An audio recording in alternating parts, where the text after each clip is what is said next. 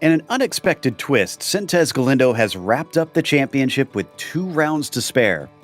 Yet 2 of the most dominant drivers in the GTO class have not been able to nail it down. Rolla and Leskala find themselves with little wriggle room for mistakes in these last races. Will either of them find an edge?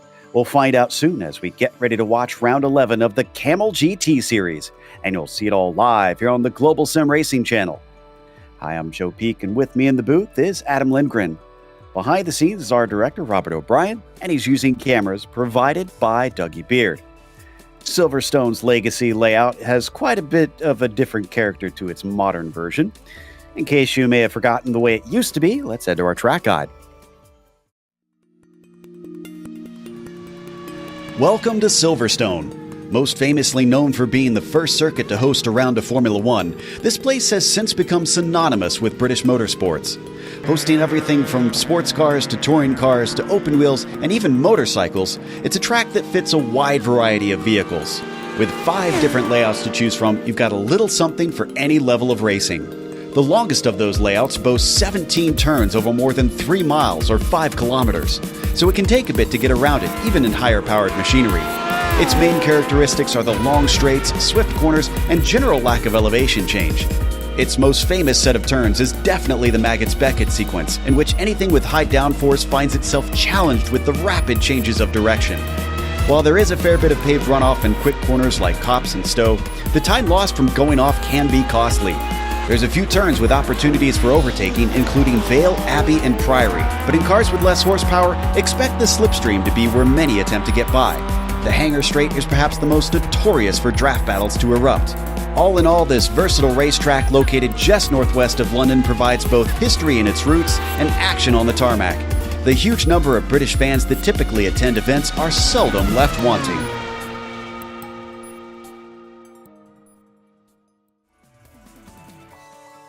Well, Adam, it is a packed field, so this is going to be a frantic one, I'm sure.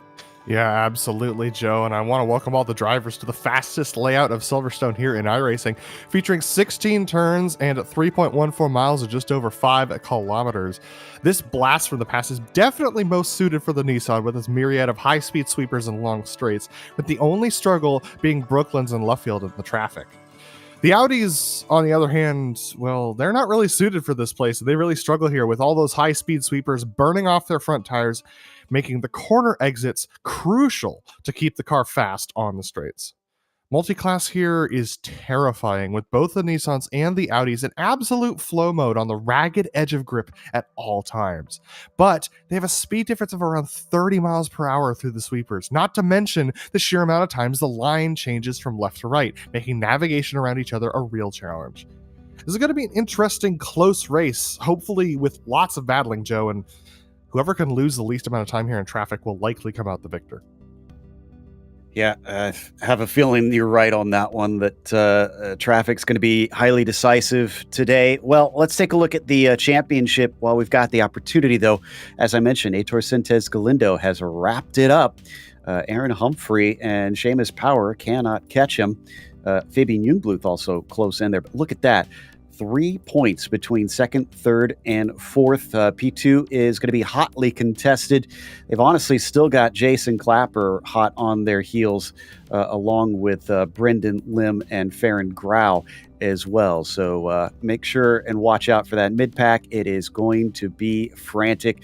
Let's take a look at the GTO, which is a completely different story. Absolutely. Vili Rolla still holding on to the lead over Yuko Leskala, but with a win last week, Leskala was able to claw back some points from Vili. Ove Trengray down there in third position, a little bit too far out of this to really be competitive in the last couple of weeks here. And Javier Lomo, 20 points back of Ove, means that he's probably not going to get up there on the podium either. Ian Haycock's a distant 68 points back of the lead of the championship, but in a really tight battle with Arturas Kundalis there, 1 point separating them for fifth. Then it's Doug Cloud back a little bit further, and then it's a 3-way fight for that 8th position between Tim Kennedy, Jamie Hamill-Smith, and Aramis Salinskas. As for the race itself, back to the traditional format, 40-minute event, open setup. Now, expecting with this fast version of this track, the driver's going to try and trim it out. Still, there's a lot of technical portions where maybe some downforce will help. Now, they don't have a spare car to save them if they run into damage. That's going to be more likely running into another car rather than the wall, but you never know.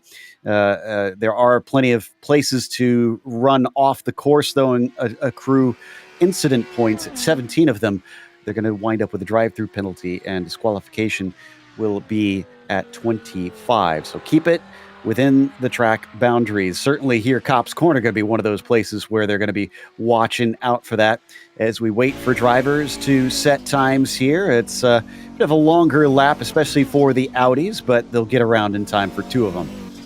Yeah, absolutely. I do want to note that Topi Kortaniemi has joined us in the Audi, so we have the trio of Finns, the fastest Finns in the Audi on the circuit right now. Numbers 1, 2, and 3 also for the Audis, so Topi out here trying to make it a trio of Finns on the podium as well for this race. Yeah, and I can tell you that Topi pretty much dominated over the Lotus 49s earlier this morning. So, yeah, he's on his game. We'll see what he can do here in slightly newer machinery. You can see him swinging around right now with the number 1 on his car with the highest I rating at 6,600 currently. So pretty steep out there as he flies through Abbey without the chicane right up to the edge of the track, tries to switch it back for Priory, and now he's got to get on the brakes here for this left-hander. Yeah, I absolutely love this section in the historic layout of this track. From bridge all the way through left field, such an amazing section of the course. That dip under the bridge feels so good to drive in these cars, especially in the older cars that you get, because that compression really helps the tires stick to the ground. So awesome to see Topi coming around to try and set the first lap of the day. But even though this circuit is faster than most of the Silverstone layouts we have, and a little bit shorter, still takes a hot minute to get around here, Joe. Yeah, Yuko Leskala is not able to top Kortaniemi. In fact, he's slower than Del Olmo on that first lap, but by a mere 200ths of a second between them. It's looking very, very tight. We're watching Timothy Reed right now, who holds the provisional pole. Bit of a surprise out there. Sintez Galindo behind him by about a 10th. We haven't seen Jack David Spickett set a time yet, though. And we're still waiting on, let's see, potentially Lars Stolsen. He's sometimes fast. Not sure that he's really in it for today, though. Yeah, I mean, Timothy Reed in a fantastic position right now. That pole position, holding that by 1/10 over Heitor Sintez Galindo, who, like you said, is not able to complete his next lap. So, unfortunately, he's out of it for the pole positions. But Robert Plumley, 5/10 back of pole position in a really good spot as well. First lap across for Lars Stolsen. 22.7. Yeah, he's up there, but he's still got 4/10 to make it up to Reed, who is still coming around to take his second lap. Here's Jack David Spickett. He now goes faster than Olsen, up to third. So what can Reed do to respond to them? Can he get it further away and show them who's boss? It is a 22.308, just slightly faster, but not huge margins. No, not at all. Jack David Spickett only have about quarter of a second back. Villarroel takes pole position in the provisional pole position, rather, in the Audis, just about 3/10 faster than Topi Kortaniemi. Yuko Leskala has yet to finish his second lap, though. Javier Del Olmo goes second, and Yuko Leskala drops into second just ahead of Del Olmo. So it looks like Rolla might have pole. Yeah, usually we're expecting Leskala to be one of those to try and challenge for that one. Del Olmo at times can be pretty quick. Schuster looking impressive today, although he's getting shuffled downwards as Noel Lumberg just moved into P5. The watch for Jack David Spickett here. Down through the last few turns. This car meant for high-speed corners with its ground effects. It's going to be tricky through this section. Can he make it up? I'm showing him tracking pretty even to his best time, so I'm not sure that this is going to do it. And in fact, Lars Stolsen just topped him for third. Can he get back onto the inside of that second row? 22.7 will not do it. Spickett is no better than fourth today. Yeah, fantastic qualifying for everyone here. Great driving from most of the drivers. Ove Trengrade's still yet to set a time, as well as Carl Stoffenheiser and Jesper Lindman. Both of them, all three of them on running laps right now. Matt Wasco, unfortunately, on his third lap and yet to set a time. Villy Rolla also still on his second lap, just crossed the line and improved his time a little bit. All right, Ove up to P6 there, and the number 6 appropriately. Waiting on Matt Wasco. Nope, he's set both of his laps, and they were unfortunately both deleted. Devin Donaghy coming across his second lap of 40.8. Good enough to pump him up into the top 10. Stonesifer in the 50 crosses the line and sets a 47.5. That's going to be the last of the drivers to set a time in the GTOs. 40 seconds left, and I don't see any remaining drivers able to set a time, unfortunately. So our grid set, it is Timothy Reed with a bit of a surprise pole up there. Usually see him very fast over in the Lotus 79s, but clearly quite good in the Camel series as well. Heitor Sintes Galindo second. We'll have Laust Olsen starting on the inside of the next row in third, and Jack David Spickett P4. Jesus Morales will be in fifth, followed by Martin Krejcik in the sixth position. Fabian Jungbluth all the way down in seventh, but he's been fast at times this season. Let's see what he can do from there. Robert Plumley will be eighth. Then it's Jack Wells starting in ninth, and row 5 is rounded out by Aaron Humphrey. Then in 11th, it was Javier Mascara with Brendan Lim in 12th. Andrew Petty in the 13th position. Shady Ahmad starts P14 today. Gianluca Gabbiani will be P15. Pablo Suarez, 16th. Then on the next row, it'll be Hamilton Ruiz in P17. Joshua Vanstone on his outside. Last two rows in the top 20 will be Jeff Groff and Scott Lear. Daniel Vila was the last driver to set a time in the GTP. Seamus Power was 22nd. Carlos Fonseca, 23rd. Joshua Lowe and Jose Garcia, the last of them.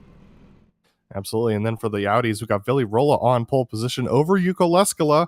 A good fight between the two of them last week. We'll see it again here this week as well. Javi Delemo in third, next to Topi Kortaniemi, who still adjusting to the Audi around this track. It's a real challenge. Noah Lundberg starting off in the fifth position with Ove Trangrade next to him. Andreas Schuster down in seventh position with Andreas Sliumba in eighth position next to him. Rounding out the top 10 is Ian Haycox and Devin Donaghy, and that moves us down to Arturas Kundalis in 11th position with Xavier Baca in 12th.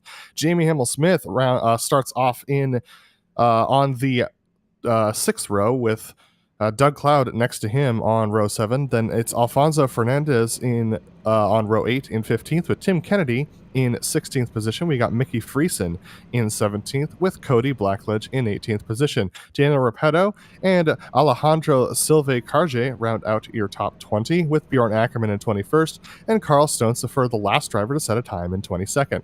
We got Ronnie Peterson on row 12 next to Jesus Amundere, and the last two drivers in the Audis will be Matt Wasco and Jesper Lindman, rounding out your 26 Audi drivers out of 51 drivers here today.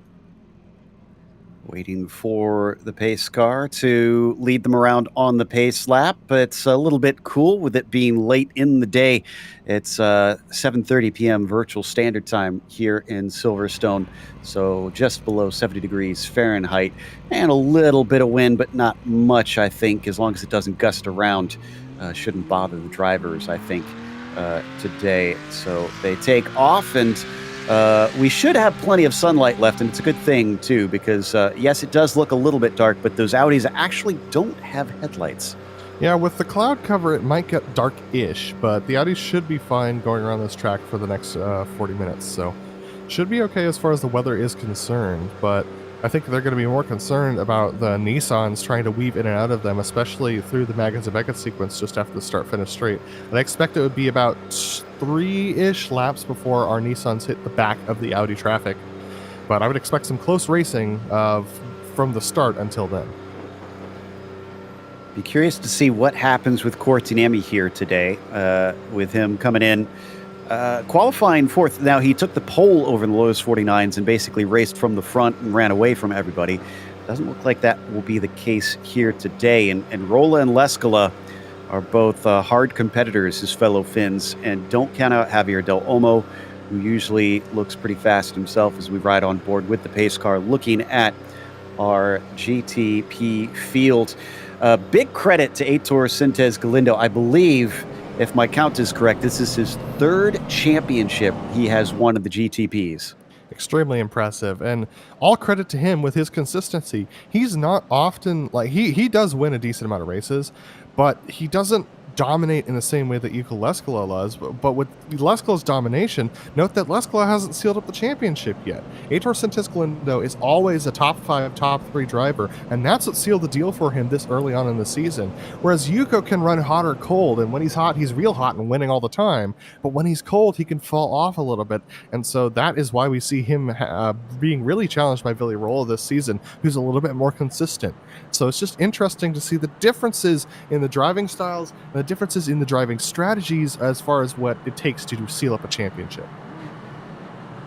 And Devin Donahue has painted lights on his car, apparently, so he's trying to make up for it, but I don't think those stickers will help much. By the way, you talked about Sintez Galindo's wins. He has 9, and he's actually, fittingly enough, 9th highest on the all-time wins list. So he has definitely racked up a few up there, but that's nothing in comparison to Fabian Gerber, who has 49 currently. But we haven't seen Fabian in a few seasons. Granted, most of those who could try and catch up to him have not been around for a bit. Yeah, it's also, speaking of wins, Yuko Leskala, I talked about how hot and cold he could be. He has won just over half of the races he has entered. 73 wins out of 141 races entered in the broadcast Camel series. So that's a pretty high number, but it is important to note, like I said, he hasn't sealed up this championship, and Rolla currently has the lead over him. It's been a bit for Heitor to be champion. He's last won in 2022 Season 2 and Season 3, back-to-back for his first couple, then kind of stepped aside as we had some fast runners in, but never really left the hunt for it, I will say. He could have had more up to this point.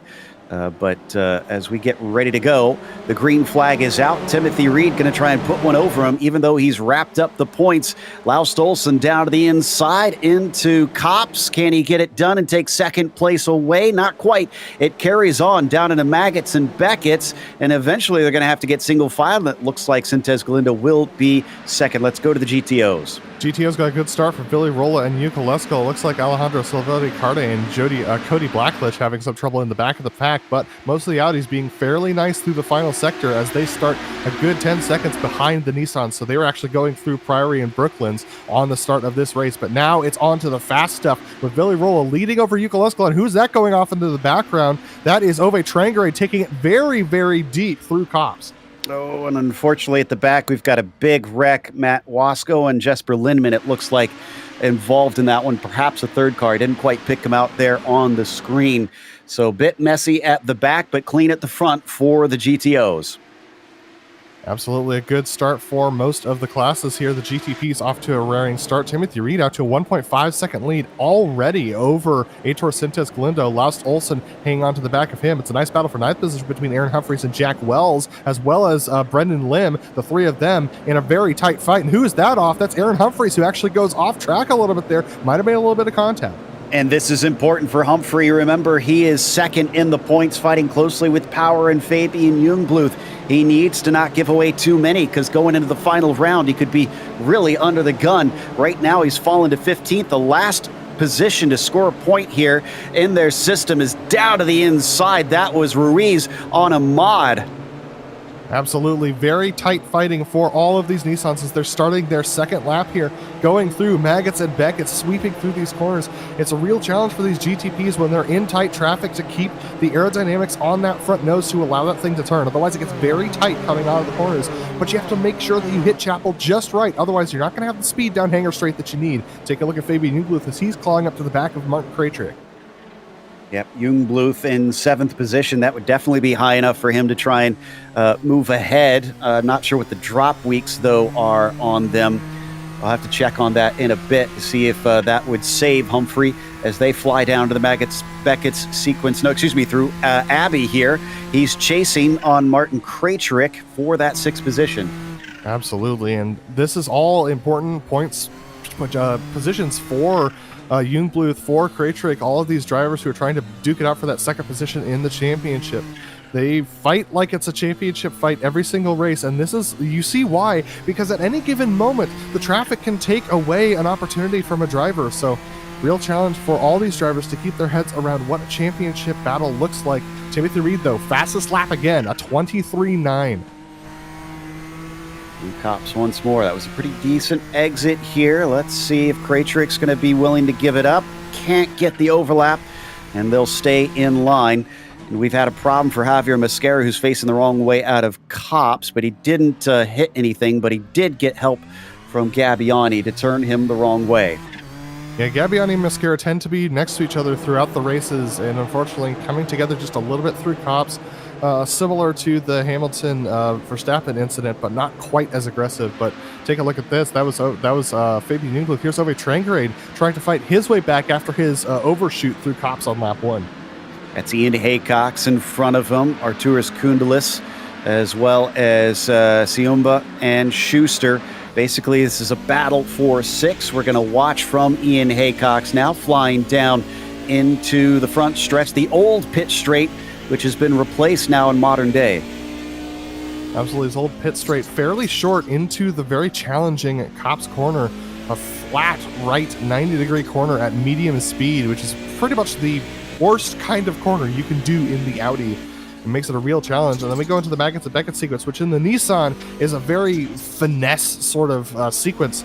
Here in the Audi, it's very visceral, very physical, as you're trying to really wrangle the car around these corners before you try and get a good exit off of Chapel to make sure that you have a decent speed and a decent draft down Hangar Straight to try and make a pass. Ian Haycox, usually one of our regulars for an onboard cam here, as he unfortunately is not going to give it to us today, but still going to give us some good action the way things are shaping up right here. Takes a little bit of a peek down into the quicker version of the club chicane, of the Vale chicane, but no dice this time. Now the exit, that's going to be the important bit here. Flying off that long right-hander. Remember, it's the Abbey kink, not the chicane like they had most times during the end of its life. And that's going to give a good opportunity to Ove Trangrade, who's showing himself closer and closer. Yeah, this is my favorite part of the circuit on this historic layout, diving down under that bridge, coming through Priory, and now into Brooklands. A little bit of pressure up ahead, too, from Kundalis on Sliumba. But look at this, Kundalis a little bit wide there. He takes the corner a little bit wide. It's going to compromise him through Lovefield. So now going out of Lovefield into Woodcote, looks like Kundalis is able to woe it up in the corner, back Ian Haycox off a little bit. That gives him a little bit of breathing room before they cross the start-finish line and head back towards Cobbs. And they're going to have some company because the GTPs have already caught the back of the field. There is your leader. He's been doing a good job with it. Sintez Galindo still about 1.6 seconds back from Timothy Reed, but Laust Olsen has been climbing all over the back of him, and Jack David Spickett is coming along for the ride. Absolutely, and here comes the worst section when it comes to traffic. This is the Maggots and Beckett sequence. It's really hard to navigate this for drivers who haven't done it before in multi-class. It's absolutely about just picking lines, being really clear, communicating where you're going to be as the GTP so the Audi can make sure not to drive into the side of you. The Audi's job is try and run your line as best as possible and let the GTPs cut through. Did you see that sigh of relief that came out of Laust Olsen there? I think he was glad to be done with that, and that he did well. JDS is about 1.5 seconds behind him now. Still has some ground to make up. Oh, I was going to say that's a tricky spot to try and sneak in there. And whoa, instead, he's going to take the second apex away, thankfully given enough room. Yeah, but now he's got JDS pushing down his back bumper right now. And they're going to try and navigate through under the bridge. This is really challenging. The Audis had to push wide around this corner. It's going to be a challenge for all of the Nissans to get through. You can see Laust take it fairly cautiously with Kundalis, who is able to back off a little bit and give them some room. But now Laust Olsen trying to push on. He's looking at the back of Sliumba and Schuster as they're duking it out for the 6th position. He's going to have to find his way by. He tries to take the apex away from Sliumba, able to do so, but that's Jack David Stickett right on his rear bumper, going to follow him right through. Behind all of this, there's still Fabian Jungluth in there, who's hungry for points right now. Surely he's going to be trying to make some moves eventually. Right now, he's just kind of biding his time as we look from the 007 cam back at JDS. And so far, he remains a serious threat for Laust Olsen's podium position. Back through Beckett's once again with the faster of the Audi drivers up at the front of the field. A little bit easier for them to navigate. Toby Cortiniemi, however, taking away the line from Jack David Spickett. That's going to open him up to Jesus Sanchez Morales. And that's going to be two battles going on the hangar straight, side by side.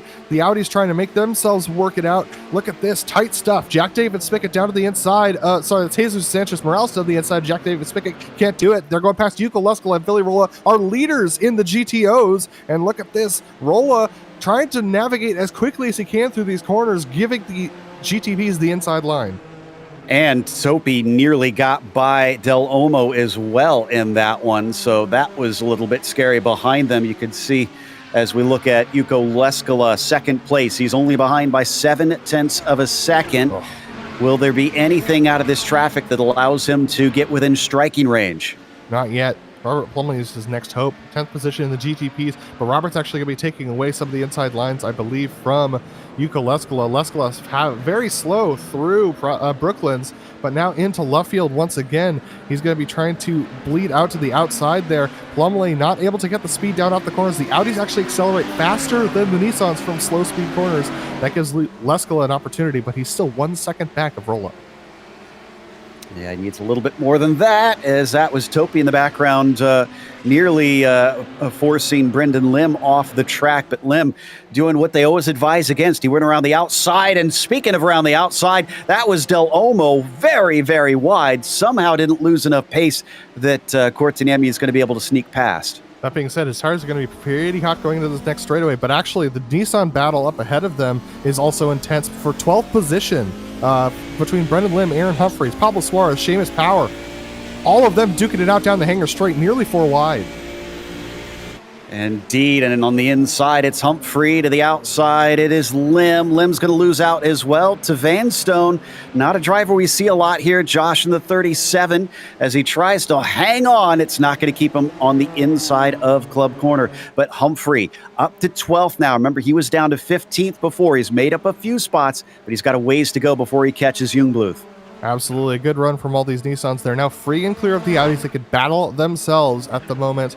The Audi leaders still have to get passed by 19th through 24th in the Nissans, so they've still got a lot of Nissan traffic to deal with right now. And from there, it'll start to become a bit of a conveyor belt probably the next time through as they fan out from one another. 3 wide down through some of the slowest corners here at the end of the lap.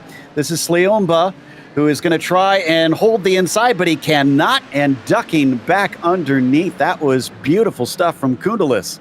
Yeah, Kundalis joined the Audi races about 2 seasons ago, and ever since has become a mainstay in the top 10 and trying to shoot for the consistency of the top 5. He just hasn't been able to find it this particular season. So it's awesome to see he's definitely developed a feel for the Audi and its capabilities. Sliumba, a little bit newer to the series, still learning exactly what the Audi can do, but took it a little bit too deep that time through Priory. Up in front of them, that's Andreas Schuster sitting in 6th. He's still kind of within range if they could just catch up to him, but these drivers from 6 on down have definitely dropped off the top of the field. That was a bad run out of Chapel from Kundalis. This should open up Sliumba if he wants to take the inside of Stowe, but they've got Jose Garcia coming up behind him. Garcia going to look to the inside of Stowe himself, and he's going to take it since Sliumba did not. Slides in between them, just enough space for that Nissan. Now he looks for the outside, and he's going to be able to easily streak on past down into the Vale chicane. Still a close fight with Haycox and Trangrade back there. Kraytrick's in the pits. Martin Kraytrick in the pits with major right rear damage, so I'm not sure what happened to him, but he's going to be in the pits to take some repairs. Checking to see if I can find it here. Oh, he had contact with Ronnie Peterson, and that was through Club Corner, so unfortunately, that's going to put him into pit lane, but he doesn't have a meatball flag, so it must have been strictly the handling as we're continuing to watch the battle between Haycox and Trangarade, 2 longtime veterans of the Audi. And onto the front stretch. Does look like Haycox is slightly out of reach. Yeah, I think he is. Trangarade just a little bit too far back, and he's going to be trying to make the move through Cops, which is that medium speed right-hander here. real challenge to do so, but he can hope that Ian Haycox runs it wide, and he does. Trangrade, though, is he going to try and do it side by side through Maggots and Beckett's? It's usually not something that happens. We've seen it a couple times in the Audis, especially between our leaders, but I think that Odefray Trangrade realizes he's got a better opportunity if he can get a good run off of Chapel, but he's a little shallow into Beckett's, which is going to compromise his line out of Chapel. You can see him get in the grass there, and man, you mess up one of these corners and it penalizes you for the whole sequence. It does indeed, and that puts him on the back foot. Trangrade's going to have to try to play catch-up now. It does look like Slumba is getting up to Kundalis as well, so he's been making up for what he lost a little bit earlier and might have another chance to attack as we hop on board with Andreas just trailing behind that bright lime green Audi. Absolutely tucked in behind Kundalis and trying to challenge him. They've caught up a little bit to Schuster up ahead, so I think that if Slumba can stay off the back of Kundalis and try and encourage Kundalis to push up to Schuster, it could be a three-way fight for 6th position versus a two-way fight for 7th. But he takes it deep once again into Priory. Looks like he really feels like that's the line through there. But Kundalis struggling a little bit to get the car underneath him, locking up that right front tire. Pretty easy to do through the slow-speed corners here in the Audis. Right on top of him, though. So Andreas going to just try and stick with it. We're also getting the GTPs back through the back of the GTOs once again, so we'll be seeing them slide through. But Timothy Reed's been keeping Sintez Galindo at just under 2 seconds behind him for much of this race, so it hasn't really been a battle that we've been seeing. And there goes Kraytrick. Now that's not our leaders lapping them, that is Kraytrick trying to come back after his pit stop. Yeah, and I think that our GTP leader is going to be catching the GTOs right about in the middle of the Maggots and Beckett sequence. We're taking a look at Fabian Ingluf, who's in a nice battle right now with Jack Wells tucked in behind him, and he's actually hunting down Jesus Sanchez Morales and Jack David Spickett as well. So tight stuff here for these Nissans as they go through Maggots and Beckett's. Oh, one of them went off course. That's going to be Jack Wells. He finds the circuit once again. Has a slowdown penalty for cutting the course, though, but at least the car is still whole. I don't think he actually made contact. Sorry, Timothy Reed got held up by some Audis. This has actually brought Aitor Santos Galindo back into it, but it's the three-way fight between Jamie Hamill-Smith, Xavier Baca, and Doug Cloud, and they don't want to let Aitor Santos Galindo through. Galindo's going to have to go around the outside here through Stowe. That's a real challenge. Yeah, that did cost him some time. In fact, I think it was even more costly than what Timothy Reed experienced, because it's now up to nearly 3 seconds between them. So tough battles throughout the traffic right now. Our leaders in the Nissan starting to get up to the very front of the Audis. They're all the way up to 10th position, 11th rather, with David Donaghy, but Timothy Reed getting held up a little bit on the exit here as we look at Aitor Santos Galindo trying to catch up to the back of Timothy Reed. He's brought it down to within a second, but he's going to be catching, both of them are going to be catching the next patch of Audis through the Maggots and Beckett sequence. This is going to be a real challenge for them. Timothy Reed's going to try and get as many of them done before that as he can, but I don't think it's going to happen. He's going to have to be patient. This is going to bring Santos Galindo right back into the mix. Absolutely. He's already chopped away at those is upside down. Oh, no. Somebody else joining him. Unfortunately, 2 other of our GTPs involved in that incident. Yeah, this was Jesus Sanchez Morales who got blasted almost into the pit lane. This was an extremely epic incident. Wow. Let's take another look at this. I have not seen any of what's gone on here. On board with Jungbluth. And tipped around by the Audi, trying to go around the outside. Fabian, wrong place, wrong time. Audi looks like he gets launched as well. And absolutely disastrous. If we keep this replay running, Jesus gets punted right there by Andrew Poole, unfortunately, and sent into the pit lane almost over the pit wall, Joe. Wow. I thought Aaron Humphrey was going to be on the back foot on this one, but just like that, in the blink of an eye, it has changed around, and now Humphrey is at the top of those fighting for that second position, sitting in 7th. Yep, that should be accurate. Jason Clapper, Seamus Power, and Fabian Jungbluth, the other ones that he is fighting with there for that one. But Clapper tends to start from the back, and not even sure where he is right now.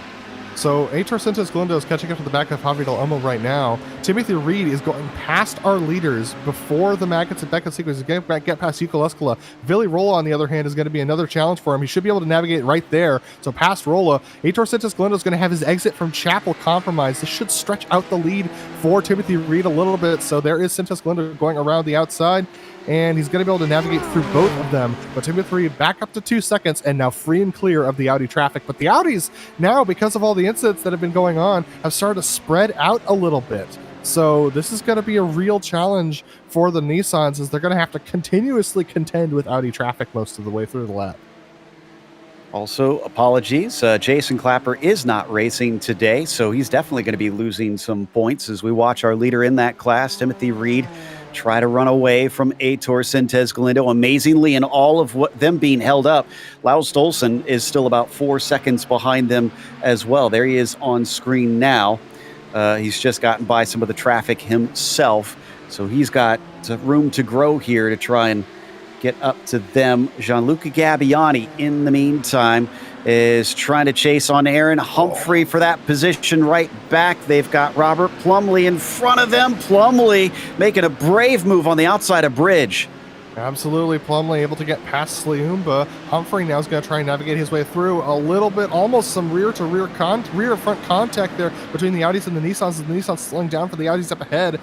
Kunulis likes to take Priory quite slow, and Sliumba wants to take it a lot quicker than that, but here they come. All three of the Nissans trying to make it through the 4 Audis. They've got Pablo Suarez now tucked in behind them as well, but Humphrey with a good run here on Plumley. If he can carry this through Maggots Beckus, he might have an opportunity down the Hangar Straight. It's approaching pretty quickly. Could he try it here? He thought about it, but then decided it's better to wait for the slipstream. Can he hold on now through Maggots and Beckett's? Gabbiani starting to approach. Yep, this is working out perfect. Absolutely. Plumley got compromised because of the slower Audis. Here comes Gabbiani. He's going to take it to the inside of Noel Lundberg and absolutely just streak by Plumley. Plumley's going to lose 2 because Gabbiani takes it to the inside there of Stowe. Yep, that exit of Chapel, the exit of Club, both corners you really don't want to lose speed and momentum on. You could see how costly it was. Gabbiani racing with the number 31 on his car and sitting in 7th. This is phenomenal from him. This is going to be a good I-rating gain if he can survive the rest of the race. And at this point, I would say prioritize survival. He's got Aaron Humphrey in his sights, and they're going to have to make their way past Rolla and Leskala. Leskala taking it wide, try and streak to the inside. He's trying to battle with Rolla. He's within a second, but these Nissans just are not letting it happen. And honestly, the haves and have-nots, they're seeing a stark difference today, because from the top 5 down to this battle is 15 seconds already. Absolutely. So, it's the difference in the knowledge of how to navigate through the traffic is definitely showing here. Not to say that many of these Nissan drivers are absolutely series regulars, but my goodness, there still is a little bit of a difference. That being said, Plumley lost a lot of time. Suarez is going to be able to get by Plumley now, and Tim Kennedy going slowly now in 14th. Yeah, had a bit of an off. That looked like down into Bridge, I think, potentially. We'll maybe check that out a little later. We're back to Arturas Kundalis on Andreas Schuster. This is for that 6th position. And they do have, it looks like Carlos Fonseca approaching, but not a whole lot of traffic behind them. So hopefully this should be one-on-one for the most part. They've got Josh Lowe, who's had some troubles up ahead in the Nissan. This might actually play a factor into this battle. Schuster able to get some draft off of Lowe, but if Lowe struggles here around Stowe, this could be interesting. Schuster's going to have to keep his eyes out the front windshield to make sure that the slower Nissan does not cause any issues. They got a newly painted Carlos Fonseca in his new GTP paints tucking around the outside, and he's trying to make his way around the outside here. Able to do one, but he's going to have to cut back to the inside here of Schuster. Tries to take the inside line, cut off by Schuster, now able to get through, but that held up Kundalis a little bit as they head back across the start finish, or rather back towards the bridge here to head towards Priory.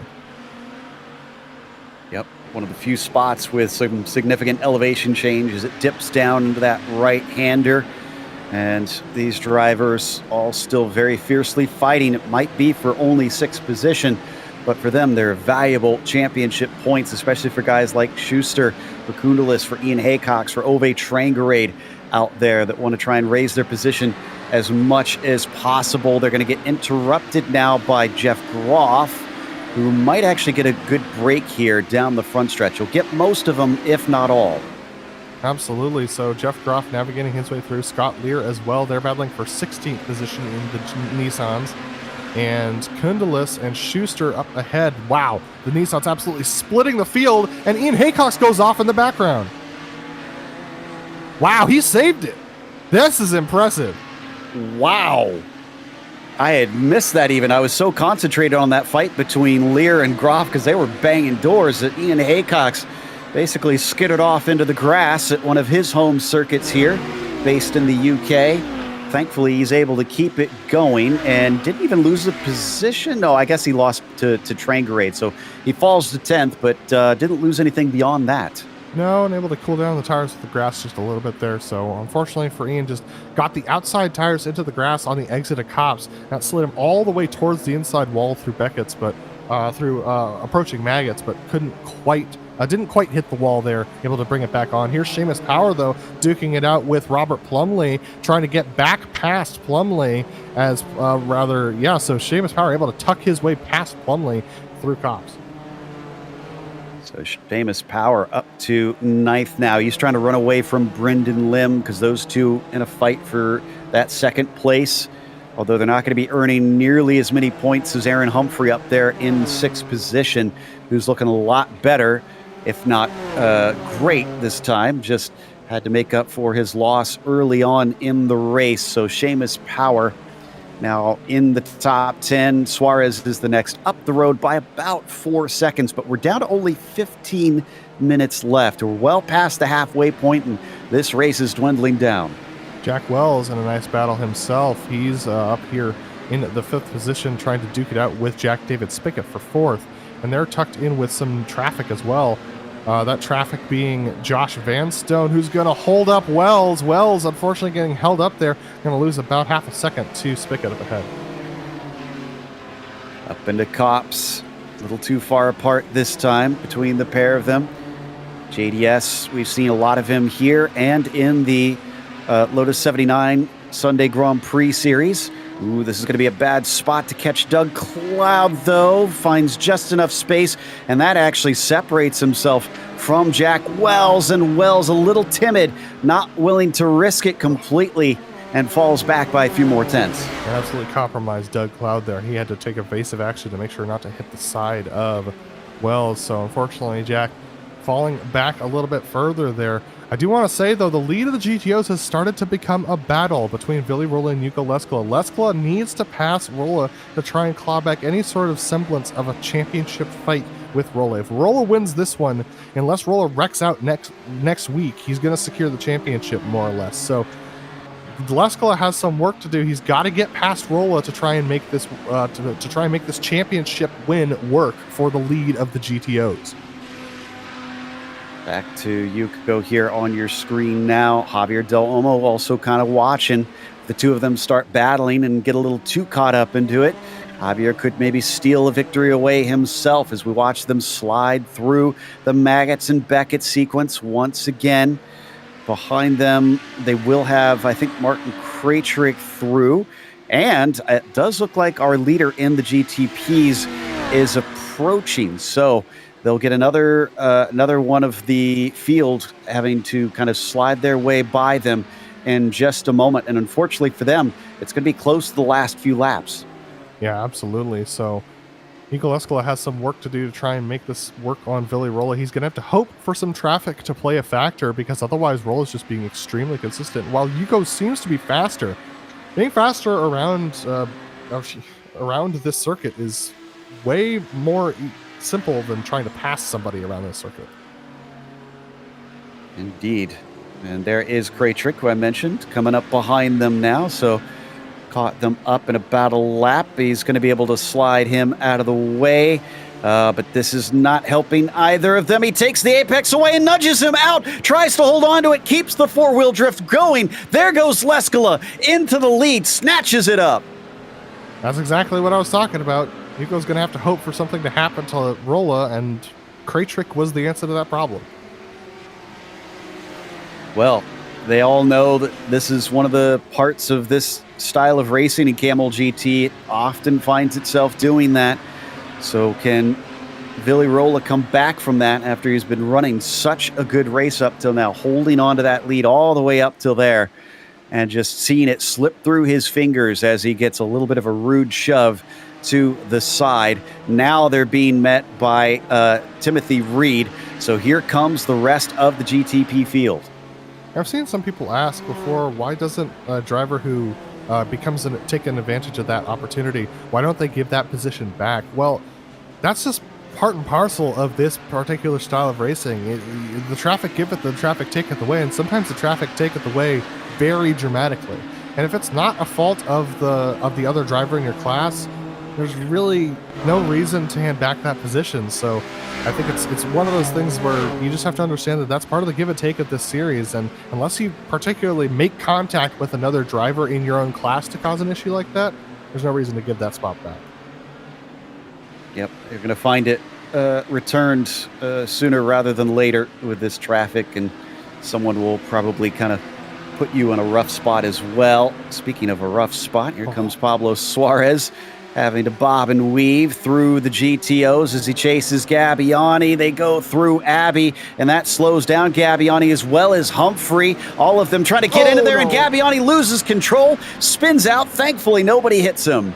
Yeah, Gabbiani just a little bit too tight underneath. I believe that was on Andreas Sliumba, unfortunately, and had to just tighten the corner more than the downforce would allow. Ends up sliding out, but fortunately keeping going. But with hot tires and with only 10 minutes to go, 11 minutes to go, it's going to have a lot of pressure to try and make this back up. But Brendan Lim in a nice battle himself after having spun out himself earlier in this race, trying to duke it out with Shady Ahmad. A nice battle between the two of them. Great stuff. Ahmad versus Brendan Lim now for 12th position. 10 minutes left to go as they cross the line and down into Copse Corner once again.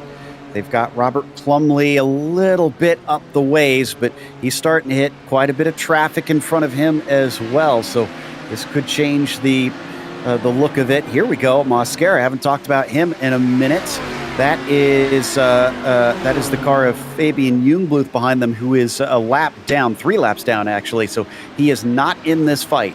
Yeah, Mosquera around the inside of Gabbiani. They're trying to navigate through this battle for the 6th position. The GTOs, which is very tight, trying to navigate their way through. This is one of the few tight battles left in the GTO class right now, aside from that and the lead. But look at that, streaking around the outside there of just finishing off through Club there, and now ducking into Abby and heading towards the bridge. This is where Gabbiani had trouble last lap, so let's see whether it happens again. This time no Audi traffic for this trio, and Gabbiani just trying to stay right on the back of Mosquera as they approach what looks like Noel Lundberg just in front of them. And this is a very bad spot for Mosquera, especially when you try to go exactly where that other car is. Absolutely. So that's going to hold them up as they head onto the start-finish straight and go towards Copse. Is this going to be trying to make a move around the outside of Copse? This is a risky move. Can't quite pull it off. No, and that slows him up. And unfortunately, okay, I was going to say Jungbluth looks like he's got to run. He doesn't want that lapped car between them. Wants it to stay just these two out there. Now they're going by Topi Kortinemi, our 4th place driver in the GTOs. He sees them coming, gives just enough space around the outside. Yeah, and unfortunately, it seems like Jungbluth has pace on these guys, but he knows that Jungbluth knows he's pretty much out of this. Wow, both GTP drivers absolutely sliding it around Stowe. These guys realize there's less than 9 minutes left. They can start using their stuff that they've been saving up over the course of the race. Trying to go past Javier Del Olmo here, 3rd in the Audis. Take it a little bit wide as Mosquera to make sure to leave some room in case Del Olmo took it wide, but they're now up to the lead battle in the GTOs. Back up to Rolla, 2nd place now, but look at how close he is to Leskala. Like we said, this could change around. This is where it went away from Yuko himself, or from Vili himself, but Yuko is going to be spared from that. We have seen Mosquera run into the back of a GTO here. This time he also learned from his lesson and doesn't run into him. It does not close them in, but it also doesn't really separate them either. Oh, both Audis pushed wide because they had Nissans on the inside there of Woodcote. You think that that's just an easy, straightforward corner. Not in the Audi. That Audi needs the full track to take that corner as efficiently as possible. Both Leskala and Ruola pushed wide, and now they've got trouble from Robert Plumley and Brennan Lim. This is actually going to compromise Ruola a little bit on the exit here of Chapel. This is going to put him way far back at Leskala now. Down the hanger straight again. They've got just a handful of laps left here with those 7 minutes on the clock. You can see in the background that bright orange machine was Javier Del Olmo, continuing to watch Laust Olsen and JDS to try and decide the last step of the podium. Oh, around the outside of Woodcote is usually bad news, but thankfully everybody saw it coming, and they're not going to have an issue. Somebody kicking up some dust, though, there on the track earlier this lap. Not sure who did that. So JDS continuing to put the screws to the number 15. Absolutely. And this is the battle for the last step on the podium. Laust Olsen and Jack David Spickett for third position. Jack David Spickett in a decent position. Laust Olsen, though, a good exit off of Chapel, should hold off JDS down this straightaway. Once again to the end of the hanger straight here for the pair of them. And under braking, Laust Olsen looking nice and smooth there. Didn't lose any time to JDS. Just making sure to keep them at arm's length. Oh, and something's happened to somebody. I heard a big shout over the radio. That was Sylvans, I thought. Yes, that was surprising to both of us, I think. Joe. Most people don't exclaim that loud. But Seamus Power and Pablo Suarez in a tight battle, the two of them, as they duck down through, oh my goodness, such a tight section of the race course here, diving through Club Corner, Vale and Club, and absolutely making a move with Seamus Power. Power move, you might say. Very appropriate. Oh, but he's been slowed up, and here it comes right back. Pablo Suarez tries to take the inside down at a bridge, but it doesn't do it. Absolutely, using the downforce of the Nissan, keeping the speed in for Seamus Power, which was risky, but knowing that he's going to have more grip and more downforce by doing so. Oh, it's so great to see people who have a good understanding of how the high downforce cars handle and what their best opportunity for grip is. The higher the speed, the more downforce you're going to get, the more grip you're going to have, even around the outside. You see it happen in Formula 1 all the time. We've seen it happen in LMP1 as well.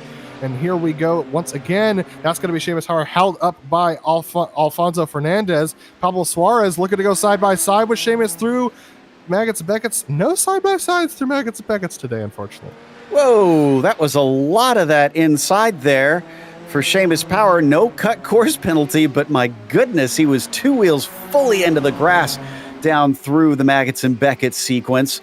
And he gets himself far enough away that despite a little jink there from the 33 of Suarez, there wasn't really a pass on. Could be here. This is tricky. Got all kinds of different Audis that are battling for position. One of them starting to go into a drift, and he saves it. That was Cody Blackledge. Cody Blackledge decided to take that Audi pedigree and put it to good use. Able to save the car, but that was a terrifying moment for him. Able to hang on to it, though.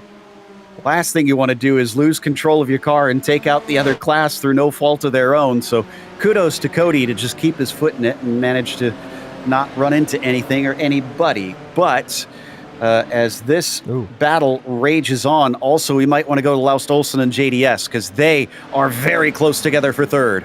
Absolutely, and in the battle for sixth position with the Audis that can't seem to get this sorted out with them. But look at this, Laust Olsen a little bit wide there. That's Jack David Spickett with a decent run on Laust Olsen, but he's got nowhere to go. The Audis battling up ahead. Andreas Schuster and Arturas Kundelis for sixth position. Make sure that it's one lane. So JDS not able to do anything, but a better exit there. But unfortunately, there's no hairpin here, no chicane either. It's just a very gentle, high speed left and right that takes them back out of the club towards Abbey in the bridge sequence. But they've got Noah Lundberg, who's going to be a nice pick for Laust. If he can't get his way around, it's going to be hard for Laust to do this. He's able to sneak his way through. So does Jack David Spickett, a little bit wide on the outside. Laust holding on well. This is going to come right down to it. And We've got about 2.5 minutes left, so I think, 2 laps to go here as Reed just crossed the line. And likewise here for Olsen, looking for a third place today. Jack David Spickett has certainly given it his all, just looking like he's having trouble capitalizing on the opportunities that come his way.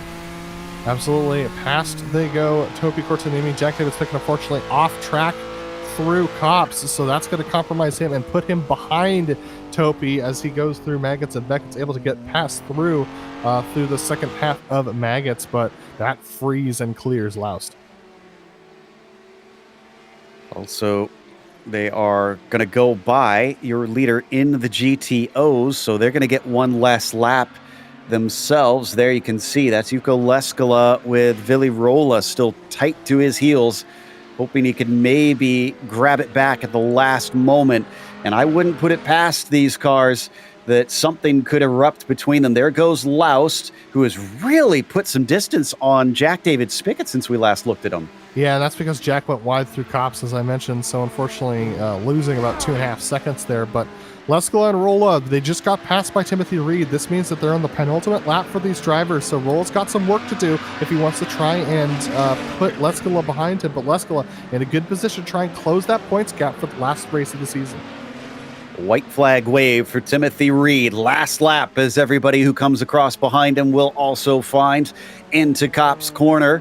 It's been mostly his. Sintez Galindo still within about 2.2 seconds. He's kept him honest, but just haven't seen any stage where Reed looked like he was sweating. Whoa. Although that'll do it. He goes off course. He's going to get a little bit of a slowdown here. Can he get it going in time? No, I have commentators cursed him on the last lap. Heitor Sintez Galindo is going to be heading for his 10th win at this rate. Unbelievable bad luck for Timothy Reed. Just misread the situation a little bit with a slow Audi who is struggling through Maggots and Beckett's, gets caught up behind him, takes the evasive action rather than running into the back of him, and pays the price. Fortunately, should be able to secure second position, but my goodness, the heartbreak for Timothy Reed. And we've had a wreck in the Nissans for 7th position. Seamus Powers around backwards now. Oh, no.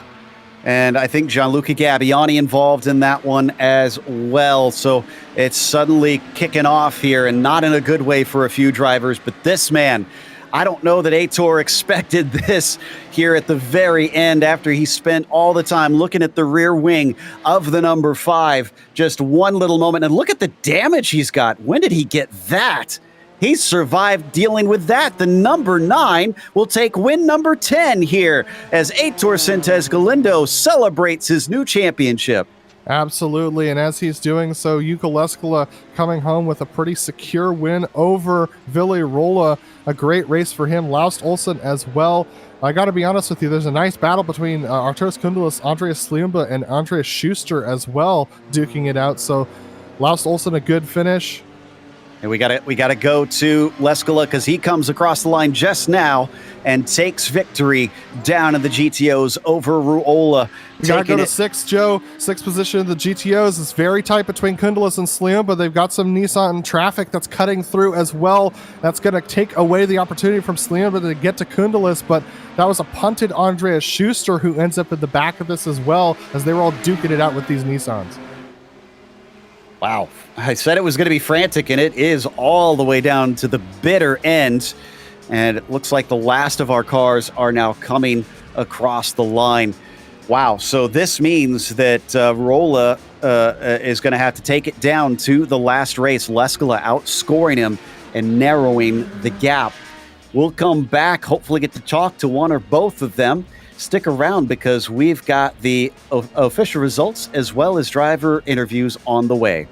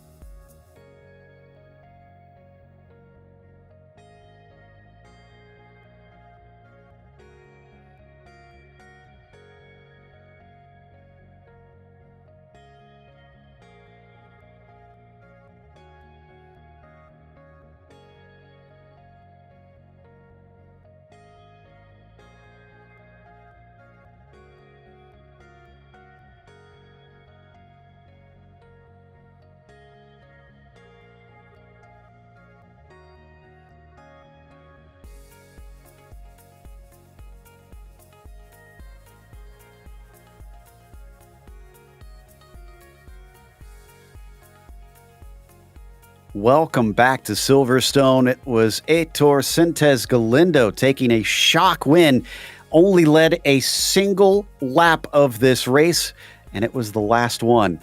Timothy Reed finished second. He led the whole way and then unfortunately misread some traffic, gave it away on the final lap. Laust Olsen was third. He had to fight hard for it as Jack David Spickett hounded him all the way home to take fourth, as Jack Wells was fifth and Aaron Humphrey was P6.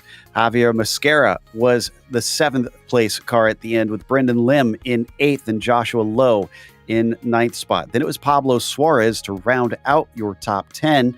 Robert Plumley finished P8 and Seamus Power up 10 to finish 12th there. Nicely done. Shady Ahmad was 13th, Carlos Fonseca 14th, and Gianluca Gabbiani was the first one a lap down. He finished P15. Martin Krajcik had an unfortunate effect on the battle for the lead down in the GTOs. He was 16th in the end, Scott Lear 17th, and Josh Vanstone in 18th, and it was Jose Garcia and Fabian Jungblut, the last two cars to see the checkered flag in that class. Groff, Ruiz, Petty, Morales, and Villa were DNFs, unfortunately. Adam? Yeah, then we get to the GTOs with Yuko Leskala taking an opportunistic win over Villi Rolla after Krajcik got into the back of Rolla, sent him wide through Priory.